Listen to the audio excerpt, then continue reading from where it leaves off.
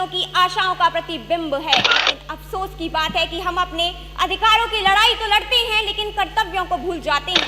हिम्मत कर हुंकार भर, हम भारत माता की संतानें हैं। 5 उंगलियों वाला हाथ नहीं बल्कि वसुदैव कुटुंबकम वाली मुट्ठी है, और जब ये मुट्ठी बनती है तो इतिहास रचती है। जब हमारा देश 1947 में आजाद हुआ था तो सबसे बड़ा सवाल था कैसा भारत बनेगा, और इस प्रश्न का उत्तर देने के लिए हमारे संविधान निर्माताओं ने जब संविधान की जब पहली पंक्ति लिखी थी तो केवल स्याही नहीं बहाई गई थी बल्कि एक नए युग का उदय हुआ था। हमारा भारतीय संविधान 140 करोड़ भारतवासियों की आशाओं का प्रतिबिंब है। हमारे संविधान ने हमें कई अधिकार दिए, एक अधिकार जिसके आज हम सभी साक्षी हैं, अनुच्छेद 19 यानी स्वतंत्र अभिव्यक्ति की स्वतंत्रता का अधिकार। लेकिन महात्मा गांधी ने कहा था कि अधिकारों से पहले कर्तव्यों की बात होनी चाहिए। लेकिन अफसोस की बात है कि हम अपने अधिकारों की लड़ाई तो लड़ते हैं लेकिन कर्तव्यों को भूल जाते हैं। अधिकार और कर्तव्य उसी गाड़ी के 2 पहिए हैं जिस पर हमारे लोकतंत्र की गाड़ी दौड़ती है।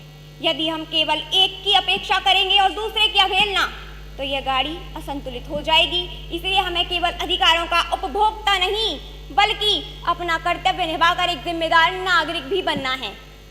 इन 75 वर्षों में भारत ने असाधारण प्रगति की है। आज अगर भारत के अथाह समंदर में भारत की शक्ति का उद्घोष करने के लिए आईएनएस अरिहंत, आईएनएस विक्रांत तैयार हैं तो अनंत आकाश में गर्जना हमारे तेजस कर रहे हैं। इतना ही नहीं, जब बांग्लादेश की पीएम शेख हसीना को देश से निष्कासित किया जाता है तो वह भी भारत को अपनी शरण स्थली बनाती हैं, क्योंकि वो जानती हैं ये वही भारत है जिसके होठों पर गंगा और हाथों में तिरंगा है, जो ठुकराए हुए लोगों की शरण स्थली बन जाता है और 7 समंदर पार परदेशियों को भी सिस्टर्स एंड ब्रदर्स कह के बुलाता है।